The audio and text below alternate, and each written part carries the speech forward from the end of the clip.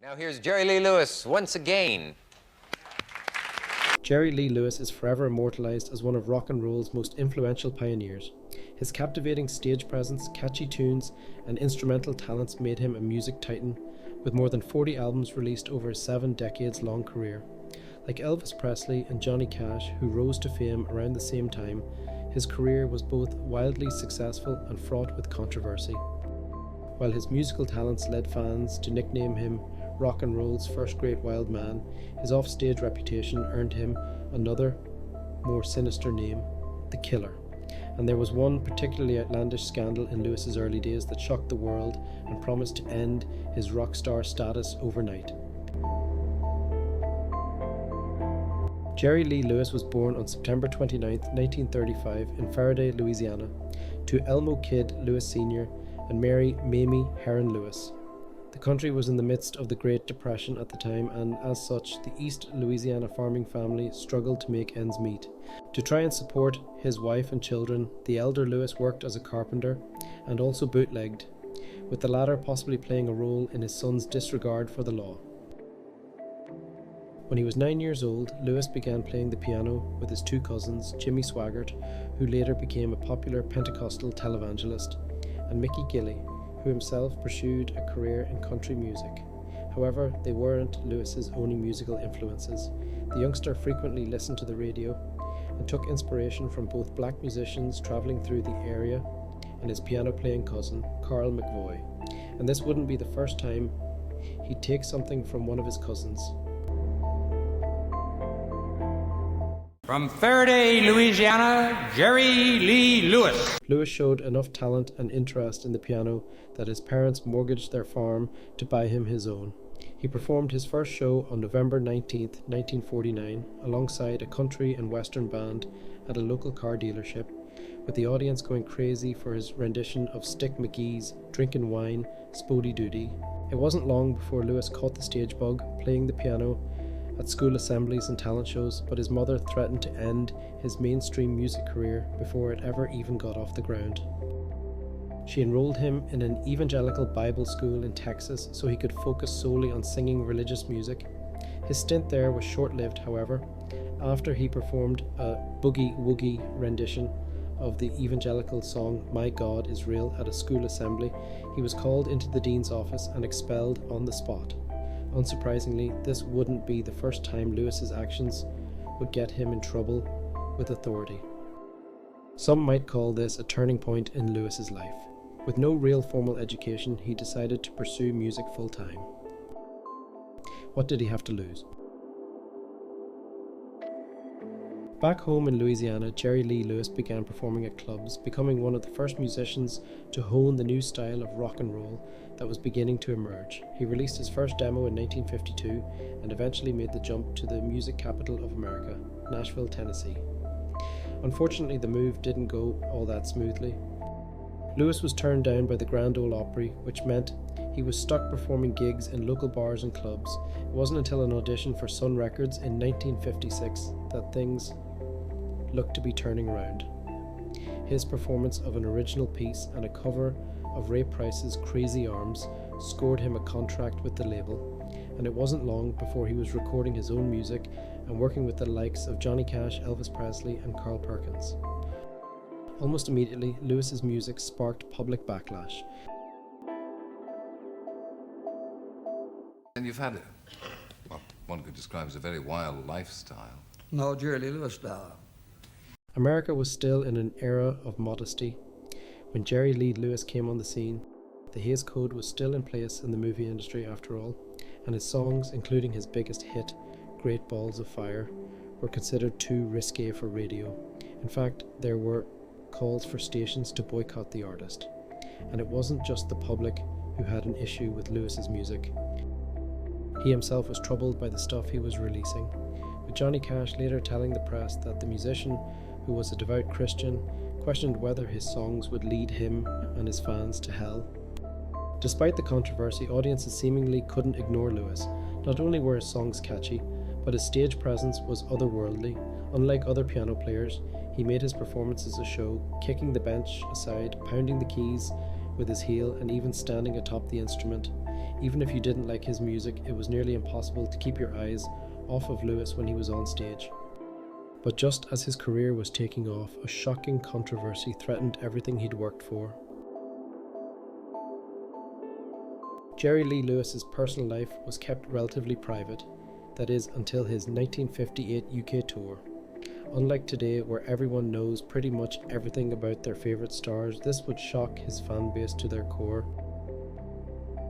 It was revealed that Lewis, 22, had married his first cousin, once removed, Myra Gale Brown, who was only 13 at the time. Even more mind-boggling was the fact that Brown wasn't even Lewis's first wife. She was in fact his third. He'd married Dorothy Barton, the daughter of a preacher, in 1952, and 23 days before that union was dissolved, went on to wed Sally Jane Mitchum, with whom he had 2 children. As if that wasn't enough, his second marriage wasn't even terminated by the time he married for the 3rd time, meaning the pair actually had to have a second ceremony to make it official. Lewis was advised to not bring his new wife on his British tour, which was set for May 1958. However, he didn't see why this was an issue. He was competing for publicity with the king of rock and roll at the time, and with Elvis having been drafted into the US Army, Lewis knew this was his moment to take his career to the next level on an international stage. His main competition was out of the picture, at least for the foreseeable future. When Lewis and his entourage arrived at London's Heathrow Airport, British journalist Ray Berry asked Myra Brown a simple question: "Who are you?" The young girl hadn't been told what to say if approached by the press, and made a comment that would change her new husband's life forever. When were you married? Well, we leave our personal questions out of this, sir. She answered Berry honestly and admitted she was Lewis's wife. The reporter was shocked to discover the teen was married to the rising star, but he went ahead and published the groundbreaking story anyway, calling her Jerry Lee Lewis's child bride. Jerry Lee Lewis would have to weave a complicated response. Lewis later claimed that he believed Brown was 15 when they married, not 13.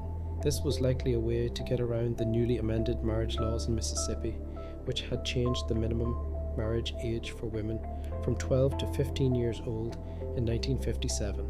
Coincidentally, the same year Lewis married his young cousin. Brown and Lewis's marriage would be categorized as a child marriage, a term that applies to anyone married under the age of 18. Child brides don't just come from extremely religious or fundamentalist communities. Girls as young as 9 have married much older men, and throughout the 1950s, approximately 15 to 20% of American brides were under the age of 18. Nearly 300,000 occurred in the United States between 2000 and 2018. Shockingly enough, Brown wasn't the only person with connections to famous men to enter into a relationship at such a young age. At the same time that Lewis was facing backlash for marrying her, 24-year-old Elvis Presley was already in a serious relationship with 14-year-old Priscilla Beaulieu. The pair had met while the singer was stationed in West Germany with the army, and they dated for 7.5 years before marrying in 1967. While they divorced in 1973, their union birthed a daughter, Lisa Marie. Country singer Loretta Lynn married her husband, 21-year-old Oliver Doolittle Lynn, when she was just 15, but in her autobiography, Coal Miner's Daughter, she revealed she deliberately announced she was married when she was 13 to appear as country as possible. Brown, who is now in her 80s, has maintained that she saw herself as a grown woman at the time, despite being married at such a young age. In a 1958 interview, she told a reporter that she believed a girl as young as 10 could marry a man if she wanted. In 2014, she elaborated, saying she couldn't believe that they could not see that I was a grown woman. I was only 13, but people said I was more mature than Jerry. Lewis, who married a total of 7 times throughout his life, also addressed the controversy in a 2015 interview, saying, "I wasn't the kind of guy who'd take a girl and put her up on a hill and live with her for 8 years and then marry her when I got her pregnant." It was clear he never regretted his choice, and he'd spend the rest of his career trying to get past it.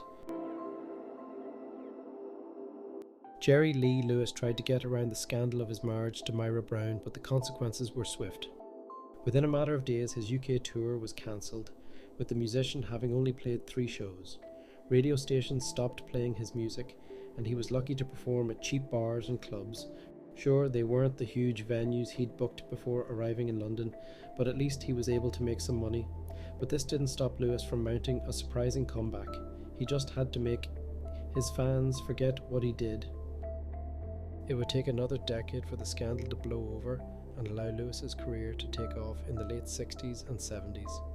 He wound up signing to Smash Records in 1963, which failed to further his career, but did produce Live at the Star Club Hamburg, which many consider to be one of the greatest live albums of all time. Frustrated at his lack of success, Lewis was close to leaving the record label, but promotions manager Eddie Kilroy somehow convinced him to give Smash one last shot with a full country album.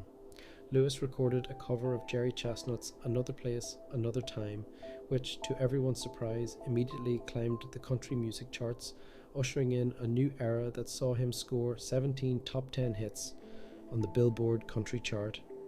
By 1970, he was one of the most successful country artists not just in America, but the whole world.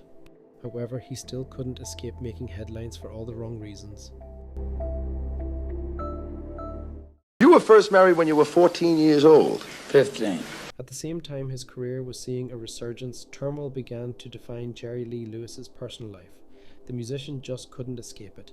He and Myra Brown divorced, and while they remained on good terms, Brown said she'd been subject to every type of physical and mental abuse imaginable during their time together. The couple had 2 children, daughter Phoebe and son Steve, who died when he was only 3 years old after drowning in a swimming pool. Toward the end of the 1970s, the hits were starting to dry up, but that didn't mean Jerry Lee Lewis stayed out of the public eye. He was among the first inductees into the Rock and Roll Hall of Fame in 1986, alongside Buddy Holly, Chuck Berry and B.B. King, and was the subject of a biopic in 1989 in which he was portrayed by Dennis Quaid. As the 1990s gave way to the new millennium, Lewis continued to perform and release albums, and when he passed away in 2022, at the age of 87, the legacy he left behind was more than complicated. Lewis was infamous for his notoriously short temper, unsurprising given how he acted on stage. One particularly noteworthy incident saw him pull up to Graceland one night, while drunk and high on pills, with a weapon on the dashboard of his car. He was allegedly looking to shoot Elvis, wanting to prove who the real king of rock and roll was. He was subsequently arrested at Presley's behest and charged with public drunkenness and carrying a pistol. On top of this, he once accidentally shot his bassist in the chest. He claimed it occurred while he was trying to shoot a Coke bottle, but suspicions surrounding his involvement in other deaths led many to question the story. Lewis was reckless and some say even violent, like his role in the suspicious deaths of 2 of his wives. His 4th wife, Sharon Elizabeth Gunput, drowned in a friend's swimming pool just weeks before her divorce from Lewis could be finalised, while his 5th, Sean Stevens, died of an overdose. While he was never charged with any involvement in their deaths, many wondered if he was personifying his killer nickname. The infamous performer confided in interviewer Simon Hattenston before his own death, admitting that he was worried about whether I'm going to heaven or hell. Just one day after Lewis passed, Myra talked with the Los Angeles Times. She bravely recounted her turbulent teenage years, during which everything gigantic occurred. The LA Times listed a lifetime of milestones before she turned 20. Married at 13, a mother at 14, losing her firstborn child when she was 17, giving birth to her 2nd child at 19. I was called the child bride, but I was the adult and Jerry was the child, she said. But in going through it, I found my strength, and there's almost nothing that can knock me off my block at this point. If you like this video, please be sure to like and comment, and while you're at it, why not subscribe to get every new video we post here on the Vintage News. Thank you for watching. Until next time.